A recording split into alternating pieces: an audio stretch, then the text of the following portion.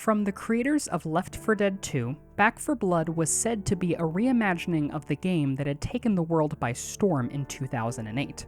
Advertised as a thrilling cooperative first-person shooter from the creators of the critically acclaimed Left 4 Dead franchise, Back 4 Blood was supposed to be an intense 4-player co-op narrative campaign and competitive multiplayer experience, but instead what we got was a lackluster game on both ends that Turtle Rock has now officially abandoned after only 2 years of support.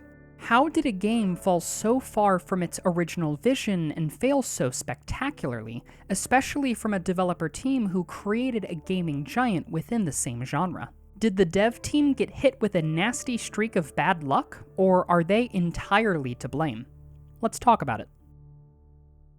Back 4 Blood was originally announced during the Game Awards of 2020. Promoting the game as a gruesome co-op horde and competitive multiplayer experience that aimed to be a spiritual successor to the Left 4 Dead games.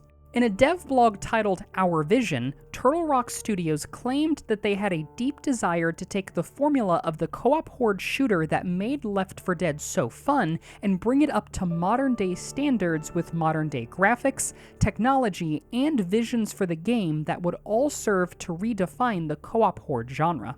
However, these visions that they had, visions that the game would ultimately be built upon, would inevitably lead the game to its doom as Turtle Rock Studios failed to truly understand and implement what made Left 4 Dead so exceptional in the first place. Turtle Rock states, "For Back 4 Blood, it wasn't enough to just survive. We really felt like we want to do something new, fresh, and to push the genre. The survivors have rallied together and they're now finding ways to push back." Additionally, they mention that their immunity gives the main characters a sense of bravado and confidence that normal folks don't have. The cleaners that we get to control in Back 4 Blood are not the same kind of survivors we met in their original games. Instead of being ordinary people just trying to survive, often doing so by the skin of their teeth, the cleaners are battle-hardened warriors of the infected hordes. This makes the game feel much more like an action game rather than survival horror with some action sprinkled in, and this shift of narrative caused the game to lose the original aesthetic that made people love the original setting of Left 4 Dead. The 8 survivors we meet in the original games are not heroes of any kind. They're simply ordinary people trying to survive a hellish situation they were suddenly thrown into.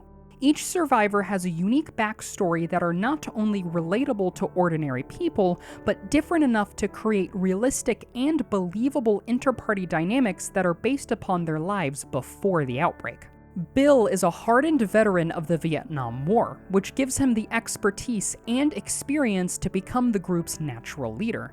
Francis was a member of a bikers gang called Hell's Legion, which is most likely the reason why he is often resentful of, if not outright hostile to Bill, as he doesn't conceal his disdain for the US military or police. However, as the two travel together, Francis eventually begins to warm up to Bill, with a few voice lines hinting at the fact that he actually comes to respect him after his death. Bill's gone. Rest in peace, old man. Ah, shit. I'm gonna miss that old guy. The outward grab-ass relationship the two have doesn't falter much, but the undertone of their interactions shift from genuine irritation to an almost brotherly teasing, as we see Francis simultaneously mock and defend Bill in the Sacrifice comic, the latter which we've never seen him do before. He's also held back by the other survivors as he attempts to go after Bill during the sacrifice, refusing to let him die. On the other hand, Zoe is a young woman who was in her first semester of college when the outbreak began, putting her around the age of 18 to 20. Unlike the other survivors who are hardened by their age and experiences, Zoe is more unsure and frightened, often looking towards Bill for guidance and safety and developing a father-daughter-like relationship with him. This could be a soft reference towards how young people in the US are conditioned to trust the military from an early age, but it most likely is a natural development of Zoe as she seeks to find comfort in someone who is older, wiser, and confident in their personal abilities. The main thing to take away from this is that these characters are portrayed in such a way that is humanizing and believable to an audience, with clear signs of character growth as the game progresses. Most notably, Francis's change of heart for Bill and Zoe's shift to a serious and stern leader as seen in the Passing DLC. All of this helps the audience to easily care and become invested in these characters. By changing their main characters to become super zombie-killing soldiers, the audience that interacts with Back 4 Blood's cleaners struggles to relate or really care about them as actual people, because their entire story is centered around them being zombie-killing badasses instead of being ordinary people with different experiences, opinions, and ideals who also happen to be zombie-killing badasses. We're also shown the mortality of the original characters in Left 4 Dead's The Sacrifice, where Bill dies to save the rest of the group, proving to the audience that they are just normal people and can realistically die at any point, whereas the cleaners in Back 4 Blood almost seem to have plot armor as they continuously fight and survive some truly ridiculous situations.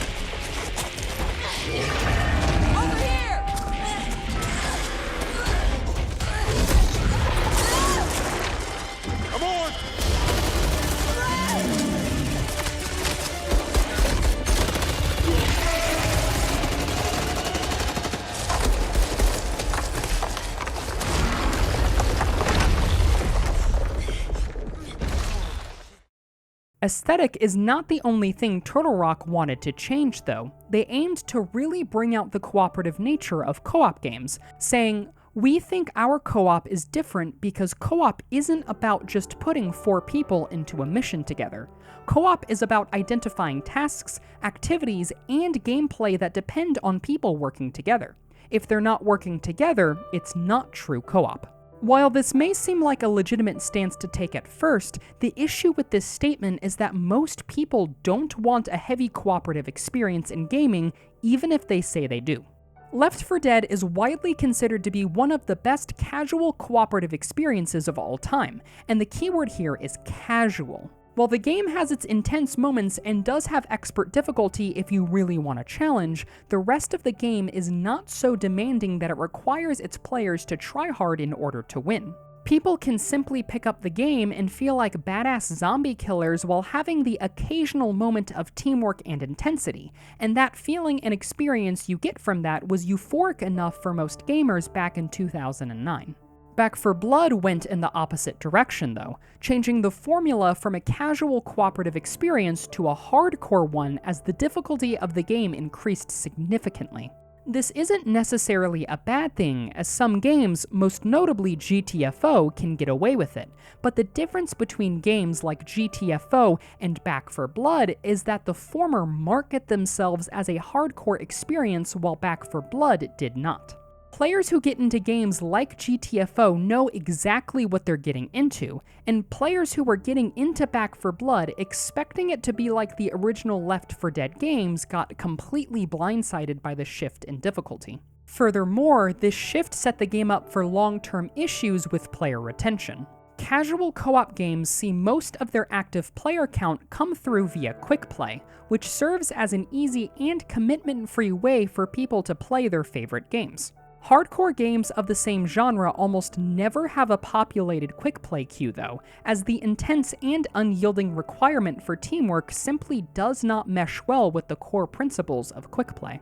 This in turn requires players to put in much more effort to actually play the game by finding a pre-made group, either through online looking for group mediums or convincing their friends to buy the game with them. The issue with this requirement is that it often serves as a barrier of entry for players, many of whom have no desire to play with a random group of strangers and may not have friends who share the same interest of games. Many people bought the game expecting it to be a modern-day Left 4 Dead, but instead got a hardcore cooperative game that made playing with a pre-made team a near requirement. Quick play with randoms was a miserable experience, and word quickly spread about the game's issues, which caused people to avoid purchasing the game. Some players turned to online forums and Discord servers to find their groups, but a majority of players simply put the game down and never returned.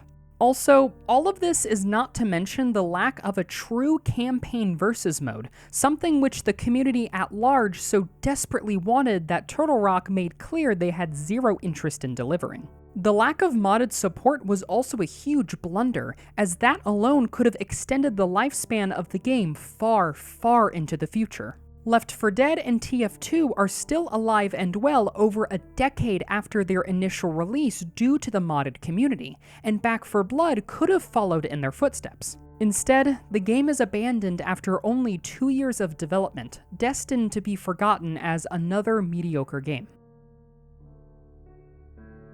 Back 4 Blood failed to be a true spiritual successor to the Left 4 Dead franchise, but it's important to question if they were really going for that in the first place. Their failure to implement the tried and true methods that made Left 4 Dead so popular makes it seem like Turtle Rock didn't actually want to create a spiritual successor, but a new standalone IP.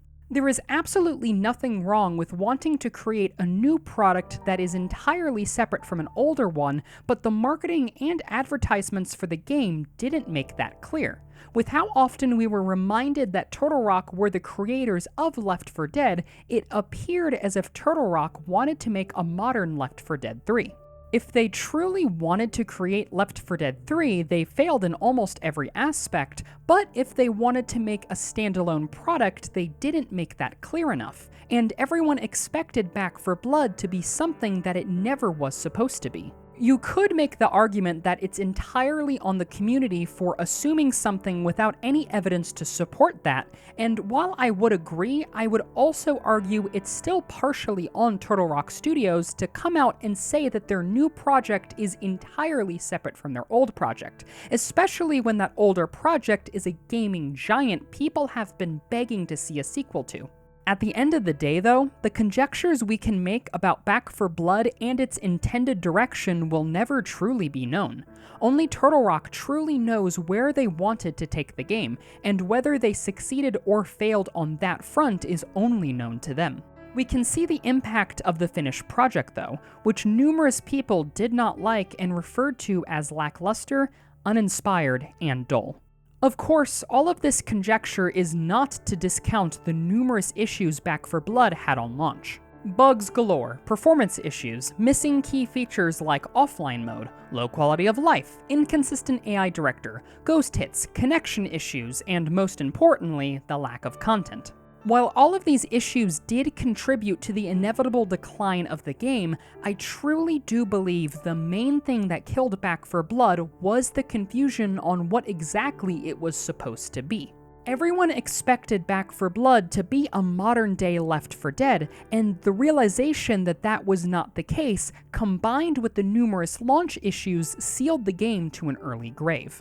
In my personal opinion, I think if the game was presented and advertised as a completely separate entity from the very beginning, it would have been better received by the community at large.